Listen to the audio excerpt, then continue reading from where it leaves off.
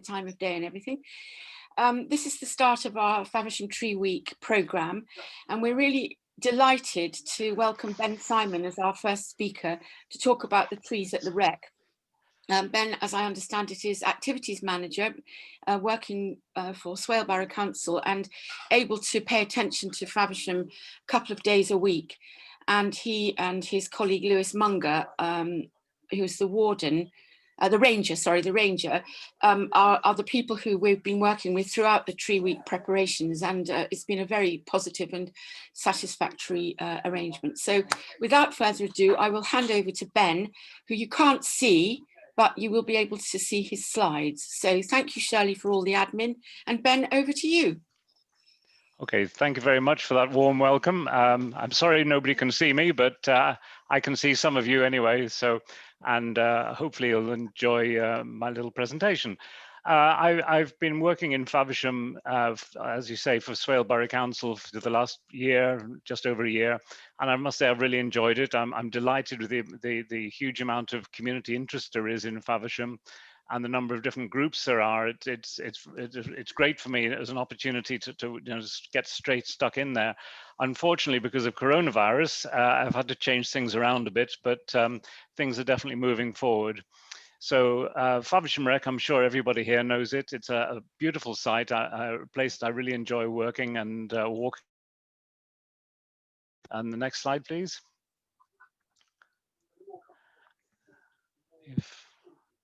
Yeah. Again, as probably everyone here is aware, the recreation grounds have been restored.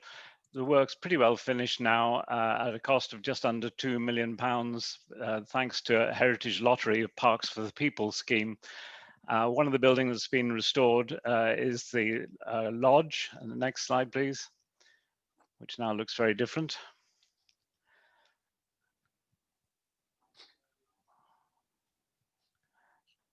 Can we get up the next one?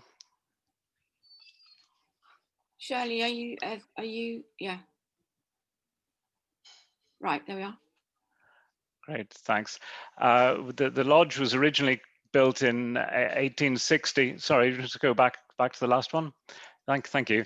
The lodge was built in 1860 as the gardener's residence for the gardener who looked after the whole site, 20 acres of land, but also had these lovely verandas at the sides where people could sit and admire the park and the surroundings. And if we could move on, please. But as well as restoring the buildings, really the focus of the Heritage Lottery project has been on the landscape and the trees and the plants as well. And if we can move on just to the first slide after that. And I would like to talk really about just 5 species of trees that we get in the recreation grounds. And the first one I'd like to talk about is here. Again, these are trees that some of you may be totally familiar with and familiar with the stories, but others maybe not, is the yew. The yew trees are what are referred to as dioecious, which means that you either get a male or female tree. To some people, that's common sense. To some people, you think, my goodness, you get male and female trees, and that's a bit of a revelation. It happens with some species, but not by all means all. But in yew trees, you either get, in the autumn time, they're covered with these red-colored berries, which are the female trees, or you in the male trees, really in much less conspicuous. You don't get the berries at all. Having said that, yews are rather strange and mysterious creatures, and occasionally you do find what is definitely a male tree with 1 or 2 branches which are female. Now, exactly how that works, I'm not quite sure. But another point to be totally aware of is that pretty well everything in yew is highly poisonous, so please don't eat the leaves or the berries. Some people who are more pernickety about this say that, well, actually it's the seed in the middle of the berry that's poisonous, and the fleshy bit around the side, the orangey pinky bit, isn't poisonous. But I wouldn't split hairs on these things. Just don't put any of it in anywhere close to anyone. If we move on to the next slide, please. Now, there's 2 kinds of yews you come across commonly. One is the European or English yew, which is on the left here. the sketch, and that's the kind that you get at the recreation grounds. On the right is the other kind of yew, which is commonly found, which is the Irish yew. Now, despite my accent, I'm actually from Ireland, and it's the more local one for me. The Irish yew, in fact, has a rather strange and bizarre history, if you believe it. But the story that's told is that a farmer climbing up a hill called Quilca on the boundary between Fermanagh and Cavan in Ireland came across two little seedlings, dug them up and put them in his pocket, and took one home, planted in his garden, which unfortunately died.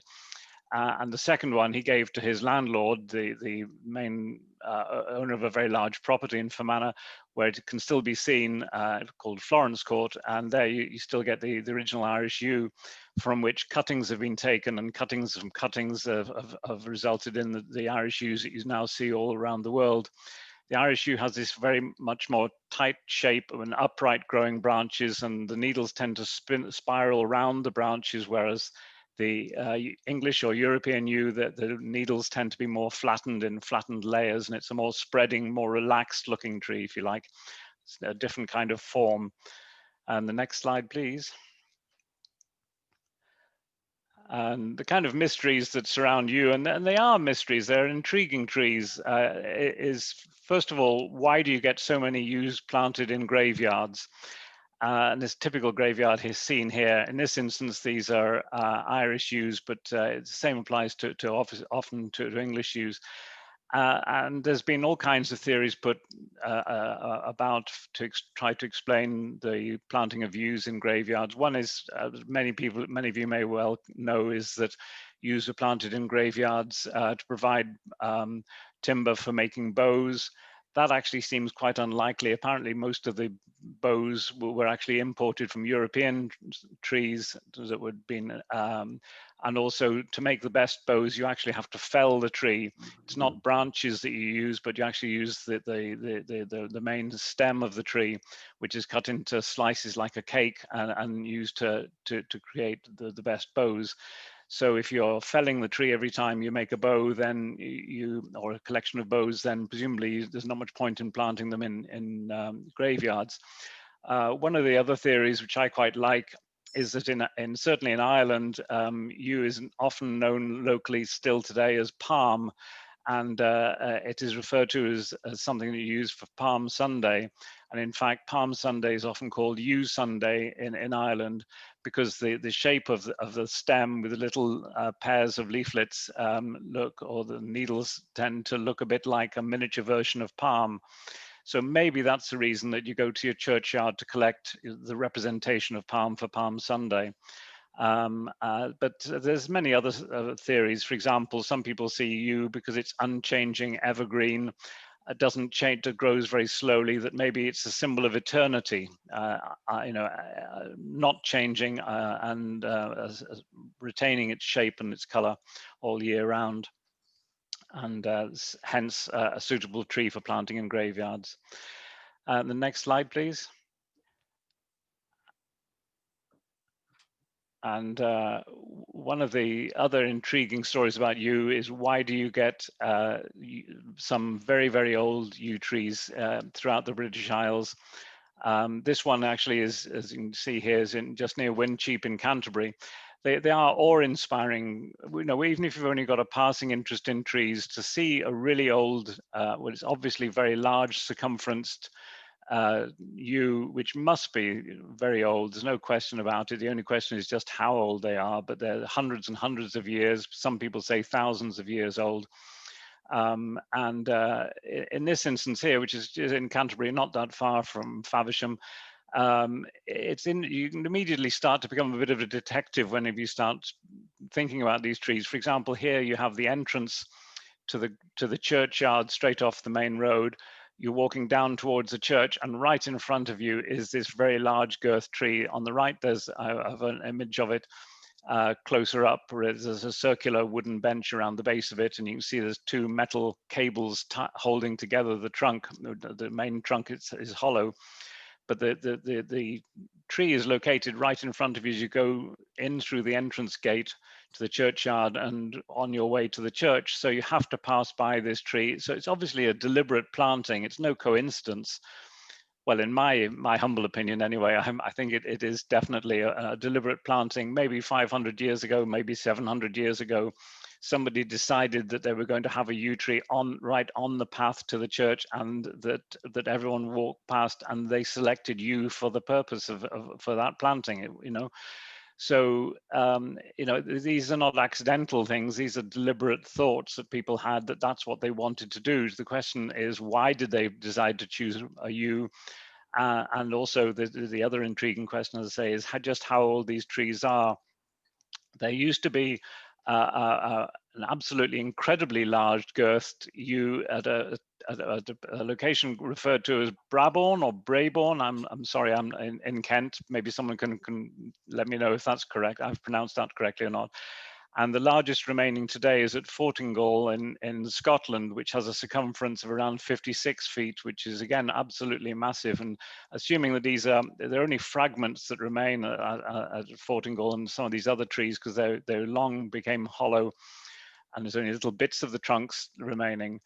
Well, there we are. So some are older than churches. Yeah, that is one of the theories, that in fact the yews were originally planted in Celtic times, pre-Christian times, and that Christianity then adopted the symbol and started building the churches next to existing yews. That's certainly a theory that some people have put forward. You know, they really are very, very interesting trees. But I would say to everyone, if you haven't been to a large girthed yew, do take the time to find one. There's the Ancient Yew Group website. Have a look on there. It's got lists of all of them. And just go and sit down under the shadow of the tree, and you know, just think about how timeless they are. They're wonderful things. And next slide, please. So moving swiftly on to another of the 5 species I'd like to talk to. And again, these are all, I suppose, my personal pets. These are my favorites. It's great working at Faversham Rec, because I could walk around it, and maybe I shouldn't admit to this, I do talk to them a little bit. I say hello, and you know, to some of these trees when I come across one of my old friends. But there's also some new discoveries for me at the Rec, and I'll talk about 1 or 2 of those. So this is the holm oak, Holm oak, which you quite often see in Victorian estates and in Victorian planting schemes, sometimes known as the holly oak or Quercus ilex. It's an evergreen tree. It doesn't look anything like our native oaks, as you can see, with this glossy leaf, which isn't lobed at all. Next slide, please. The underside of the leaf is the interesting thing to help recognize it. If you see here, the underside is kind of fawn colored, light gray, and a little bit soft and hairy on the underside. And as you can see on the right-hand image, though, the younger leaves do tend to have little spines, you know, pointy bits, a bit like a holly leaf, and that's why maybe it's sometimes referred to as the holly oak. Although it doesn't really look like our native oaks, you do have acorns on it. This is an interesting tree. There's only 1 holm oak at the recreation grounds, and it's just near close to the side of a path, just to the side of the lodge. It's quite a large tree. It's obviously Victorian planting, and it's almost certainly the tree that was described in 2 little news cuttings that I have from the Rec, because I've been researching the history of the site. And one was that there's an oak tree was planted at this kind of location. I think this is the same tree, to commemorate the wedding of the Prince of Wales and Princess Alexandra of Denmark in 1863. So I think that this is the tree that we have here, though I have no absolute proof of it. This ceremony, just to digress slightly, was quite a fun event, because they had artillery volunteers came along to this ceremony in 1863. And they first of all performed what's called a feu de joie, which is they all line up and then they fire off their rifles one after another, making kind of a rat-a-tat-tat noise as the rifles go off one after another. And then to make the real highlight of the day, and this is the kind of Victorian stories which I love, they had a train on the nearby railway track, and they had these things called fog signals, which are detonators they place on the track if there's any kind of emergency on the railway system, and they placed 21 of those in a row and drove the train over it. So as the train went over these, it went bang, bang, bang, bang, bang, and each of those 21 fog signals going off was to imitate a 21-gun salute. So, which I think is a lovely bit of history. So, and this particular tree, I think almost certainly was referred to in a note of 1875, when it's mentioned that an evergreen oak tree was climbed by a boy at the recreation grounds near the gardener's residence, which this tree is, to steal a bird's nest, and the youth was apprehended by the gardener and fined 10 shillings, which must have been quite a sum in those days, just for stealing a bird's nest, but there we are. And the next slide, please, for the home oak. Yeah, one of the other features really about the home oak is the bark. One of the as well as a very distinctive leaf, this dark charcoal, almost kind of colored bark with it almost cut up in squares. Sometimes it, however, looks a bit browner. And the next slide. This is just more generally an image of this particular tree. Like the yew, the home oak is a very difficult tree, I find, to photograph. So this is a view looking of the one tree at the wreck, looking up at the crown. And if you could move on to the next slide, please.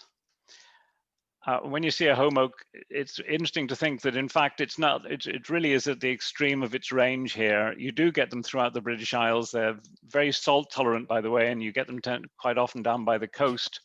At Whitstable in the park there by Tankerton, there's a number of them in that location, for example. But the place where they really feel at home is in the south of Spain and Portugal, where you get this kind of landscape, where you get cork oak trees as well as home oak trees, often with large bulls and wild boar grazing underneath. And again, wonderful places to go and visit, but it's lovely to see this kind of forestry linked in with agriculture, agroforestry scheme that's been there for thousands of years in the south of Spain. You know, it's kind of timeless landscapes. We don't have anything really equivalent here, but anyway, when you see, on a cold winter's day, when you go and visit the home oak in Faversham Wreck, you can think of the similar trees in warmer climates in the south of Spain. And on to the next one, please. Just quickly rushing through these trees, I'd love to spend much more time talking about them, but maybe for another day. Elders are next, which maybe is a surprising choice because elders are small growing, scrubby looking, you know, untidy plant that most people would disdain from planting in their garden. But it's a story with a tree with a lot of, or a bush, if you like, with a lot of story and folklore about it. Wonderful flowers in the summer, as you can see on the left, kind of flat plates of flowers and lovely berries, you can see on the right. As many of you maybe know, elderberries can be used for wine and for cordial and for champagne as well. People make out of it. The elder flowers actually can be dipped in batter and fried, and people like doing that, or some do. But it has other attributes which are maybe less attractive. So move on to the next slide. The leaves of elder, if you actually crush them, one of the most distinctive features of elder, if you're not sure if it's elder or not, get the leaves, crush them in your hand and smell them, and the smell is absolutely awful. It's fairly overpowering, and it has been referred to as having the smell of cat pee. So say elder has positive and the negative to it. And moving on, the next one, elder, the timber of elder is of no use to man nor beast. You know, it's very thin, broken, very easily snapped branches. The center core of elder, again, a very distinctive feature, is you get a soft, pithy central bit, which you can easily bore out, just push out with a stick. But it does mean that though it's of no use for timber, it is actually being used quite often for tool handles because of the center core is so soft. And kids used to use it for pea shooters, to making pea shooters. And there's a thing called a rope twister, which maybe I'll talk about another day if you want, which is where you make rope using straw. Used to be used, I've seen them in Ireland, made with elder stems. But I'll explain that, that's for another day. The negative attributes of elder, I'm fascinated by folklore and folklore of trees in particular. The negative attributes of elder come out in the folklore. For example, it was said that Christ was nailed to a cross made of elder. Now, obviously, that's impossible because the elder never grows thick enough to make a cross out of, or to make any kind of timber out of. But also that Judas hung himself from an elder bush, which again, elder doesn't grow tall enough apart from anything else. But that just gives you a flavor of why somehow that those negative attributes came across, maybe because of the smell of the leaves came across in folklore. Also, it was widely believed that if you burnt elder timber, or the branches, the devil would come down the chimney. So that's one to watch out for. Don't if you have an elder bush in your garden, don't put it in the fireplace. And just the other reason for mentioning elder, if you just come to the next slide, please. At the Rec, we have a couple of rather interesting, one rather interesting elder bush. Now, I'm not an expert at taxonomy or at identification, but I'm pretty sure I know what this is. This first slide is a rather bluish color, which isn't really its true natural color. Sorry, it's my camera. But if we move on to the next slide, it's a type of elder, and this is a slide of the bush at Faversham Rec. It's near the footpath that goes to the from near the lodge up over the railway line, the long bridge over the railway line. At the side of that, at the foot of a large holly tree. And you can see there's an typical elder with elder flower, but the leaves are very odd. Instead of having large leaves, it's a very dissected leaf, and it's a variety or type of elder referred to as cut-leaved elder, or parsley-leaved elder. Now it may, it's growing quite happily at the Rec, so that's an interesting and attractive plant, which I don't think has been recognized before. So moving on, please. And the next two more species to talk about, really, and maybe I'll come back another day and talk about other species, but one of my favorites, so probably, to be honest, my absolute favorite is hawthorn. I think it's a totally underrated and fascinating tree. It's a small growing tree. You can plant it in your garden, but it is scraggly, unkept, untidy looking, a bit like me, maybe. And but it has some fantastic folklore and stories associated with it. This is the two shots of it in the autumn where it's covered in these red berries known as haws, which give it a certain color, a lovely, shiny, bright, cheery kind of look to it. Then moving on to the next slide, please. It changes absolutely dramatically, almost at random, as far as I can see. I can never find a reason for it, but some springs and early summers, hawthorn doesn't really look like anything, but other years it is dramatically changed by huge quantities of flowers. Normally this kind of creamy white color, sometimes pinky color, sometimes almost reddish colored, and it looks almost like a waterfall, and they're like this waterfall of white, just dangling off a tree. It's an incredible sight.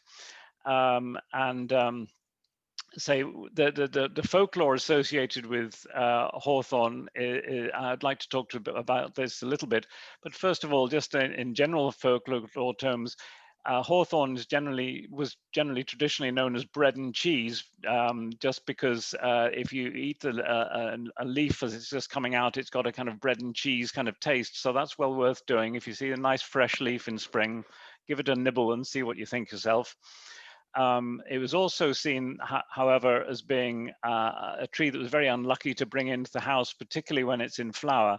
And I think that's because of the smell. And other folklore refers to, or stories are that the smell of the hawthorn flowers was meant to be similar to that of the plague of London. So that's something just to make you pause and think that it's maybe got a rather unpleasant smell, and a smell that you maybe didn't want to associate with.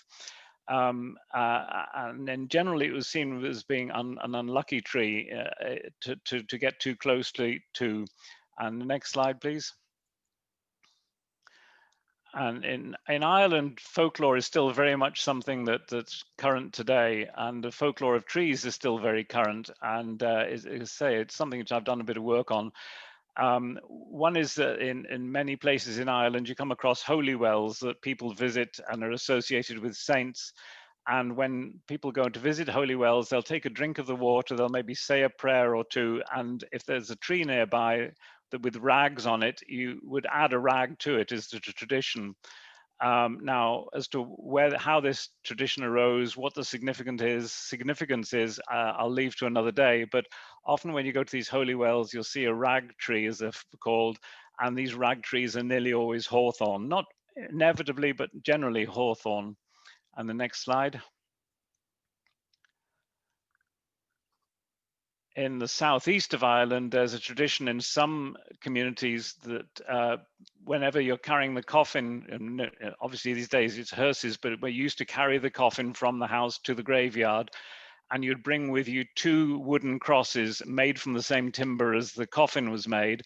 And one of these timber crosses would be left on the grave. The second one would be left at specific locations where other people had left these crosses.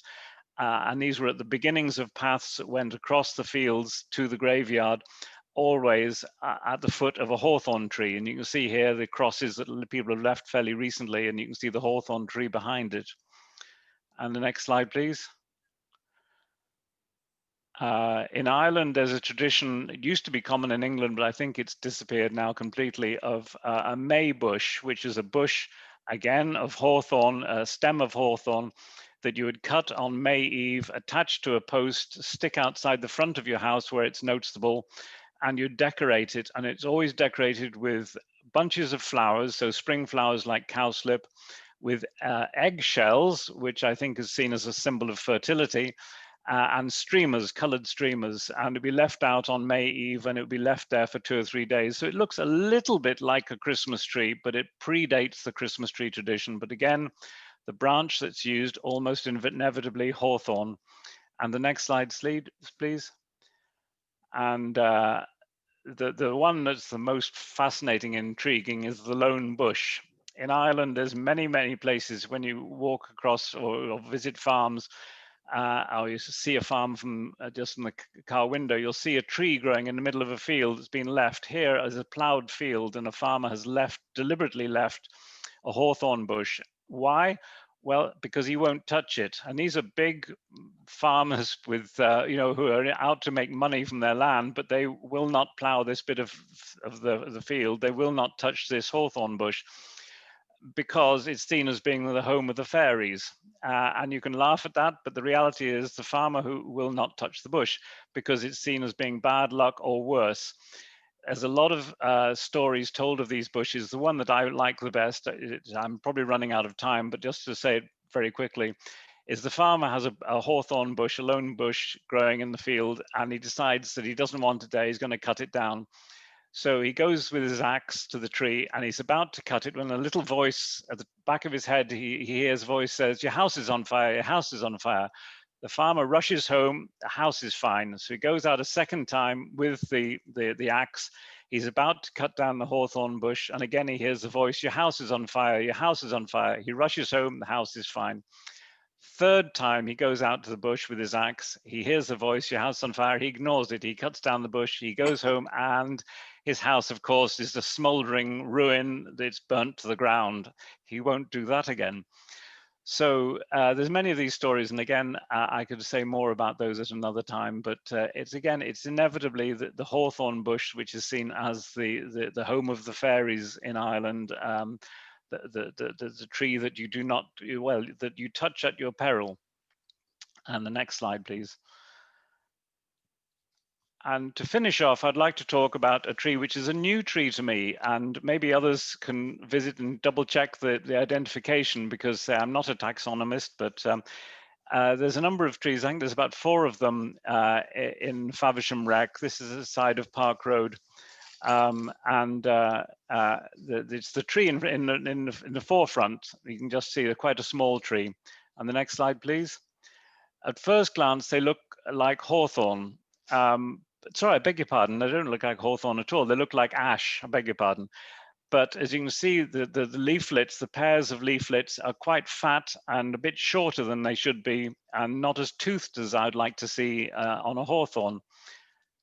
Sorry, no, I've said hawthorn again, on an ash, on a native ash. Next slide, please. And the keys on this particular tree, well, they look too brown to me to be ash keys, and they're not long enough. And they're a bit more shiny than I would like to see on a native ash. And the next slide, please. And this was my little composite taken last year of these. So, and the color of these leaves, this is in autumn, they don't look right for ash. Say that the leaves are not, leaflets are not really long enough. They're too wide. The keys don't look right, and in the middle there you can see the stem with the bud on it. The buds on ash are a lovely kind of charcoal black, but here they tend to be a bit browner and not so noticeable. So I was puzzling about this, and I looked up in my Collins Guide to Trees, and next one, please. And it seems that, oh, sorry, the other important feature is that these trees have flowers, these plumes of white, creamy white flowers, which again doesn't look like native ash at all. So I think these are manna ash, which is Fraxinus ornus, which is something that's new to me. I'd not come across it before, and apparently it's referred to as a manna ash. It's a native of more southern European countries, and it's some people say that it's called manna ash because this was the manna referred to in the Bible, which is an interesting angle. That apparently you can take the sap from the tree and drink it and use it as a food or some refreshing drink anyway. But other people have, if you Google manna, M-A-N-N-A, other people say no, that this wasn't the source of manna. So how it got its name maybe is open to question. So I don't know if I've got any time left at all, but there's just one more slide. But maybe we'll come back to this. I thought it'd be quite fun, but you can all just maybe think about this yourself, is to do your own quiz. These are all from the recreation grounds. Can you identify all these seeds? If not, maybe we'll talk about these at a later date. And at that point, I'll end the presentation. Wow, wonderful. That's amazing, really amazing. Thank you. Do people have any questions? I think if you want to ask a question, do put them into the chat at the bottom of the screen. I'd quite like to know whether you've found evidence of any names for the avenues of around the wreck, because we've got really amazing plantings around the perimeter of the whole thing. I know that Lewis and his team have put a new plantings in along that northern avenue, along by the Whitstable Road, but I don't know what it's called, and I don't know what you call the one up Park Road and the one by the old railway embankment. So are there names for these lines of trees? And if not, do you think we could work towards finding names for them to help people locate themselves in the wreck?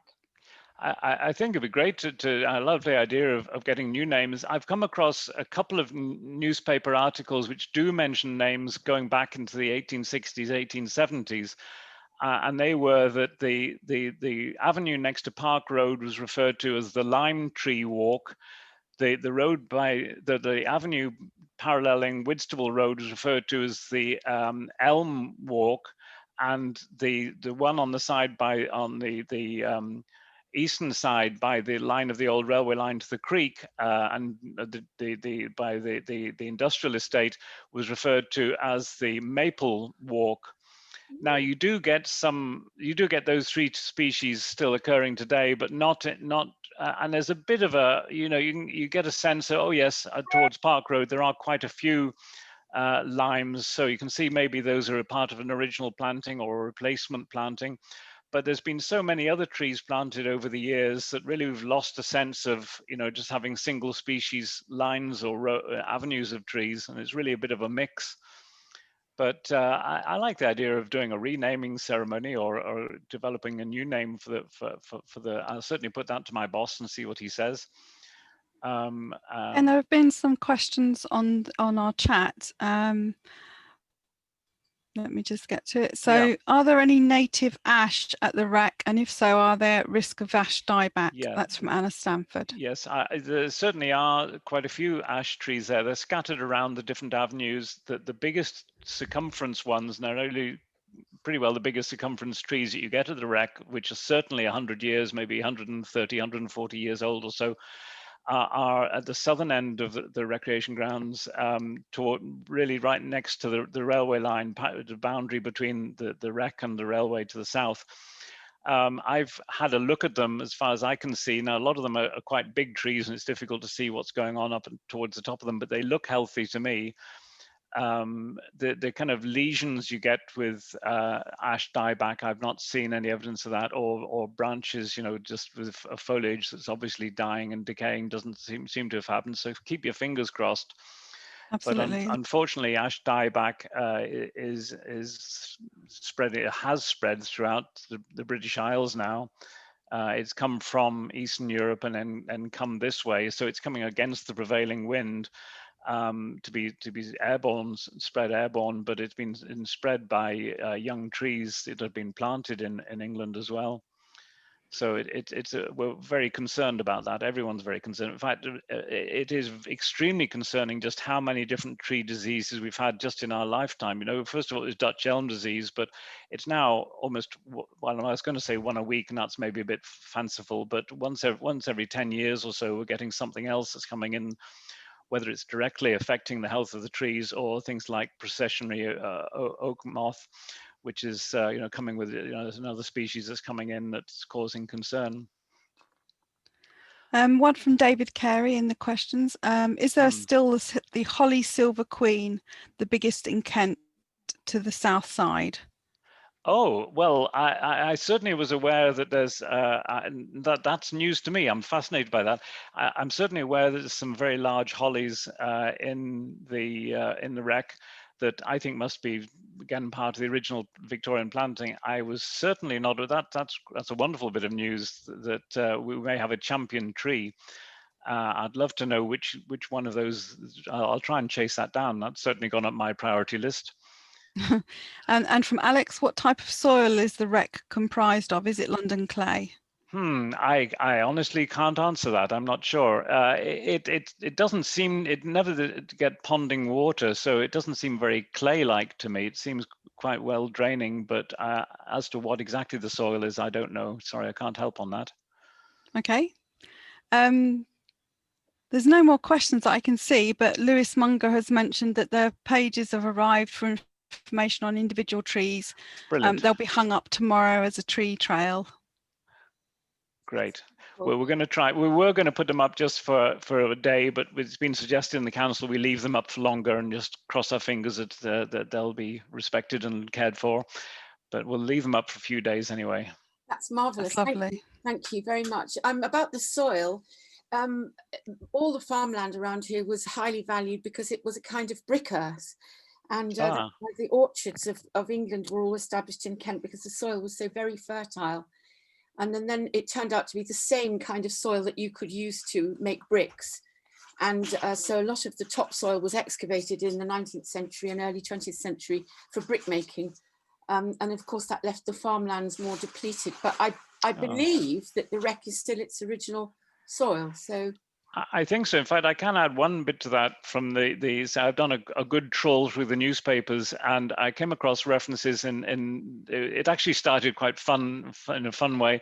Somebody wrote a little letter to one of the local newspapers in about 1858 saying that the railway lines were being built next to the wreck. There was a proposal for the recreation grounds to be developed as a public space, but the soil was rather the ground conditions were rather damp, so he suggested that they took some of the soil that was excavated from the railway cuttings and brought that into the wreck and used that to create raised areas, and that plan was actually carried through.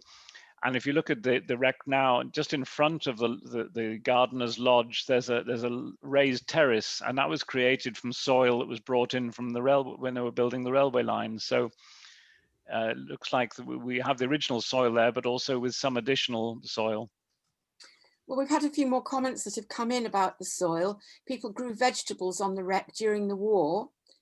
And Lewis said, Munger says, it was very good to dig with last week when they were planting that new set of replacements for the avenue along the elm walk.